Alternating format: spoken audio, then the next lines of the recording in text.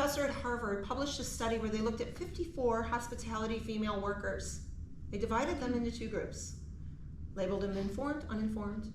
The informed group was told that the work that they do was actually exercise, so much so that the Surgeon General deemed them to have an active, healthy lifestyle. In 4 short weeks, that informed group lost weight, lost fat, and lowered their blood pressure. The uninformed group, nothing. All because they lessened the power of the word labor and turned it into exercise.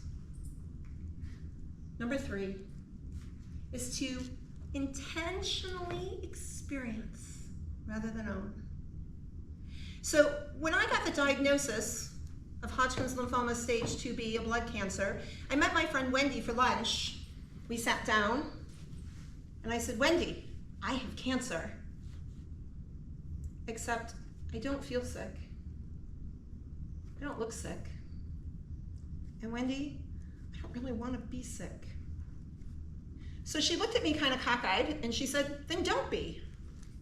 And I looked at her cockeyed back and said, I don't know what you mean. And she replied, don't have cancer. When you have something, it's like owning it. It becomes a part of you that you can't let go of. She said, experience it and walk through it.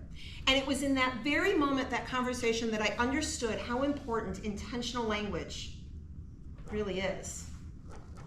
So through that journey, I kept a memoir, and I decided to write a book, Positively Altered, Finding Happiness at the Bottom of the Chemo Bag.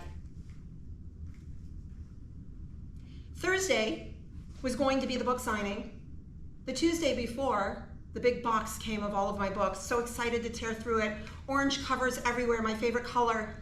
Except when I opened the book, there was nothing, or the box, there was nothing orange. I was mad at the printer for making a mistake, and I was mad at myself for procrastinating because I had 2 days to fix the problem. We got it done. But what I realized is that wrong book was actually a very important gift. You see, that event, 150 people, friends, family members, patients, strangers who would become friends.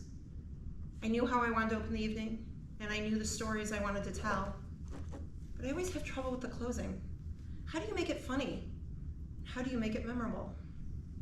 And then I had my answer. You see, the first book that I pulled out was written by Yogi Berra, and nobody could see the resemblance.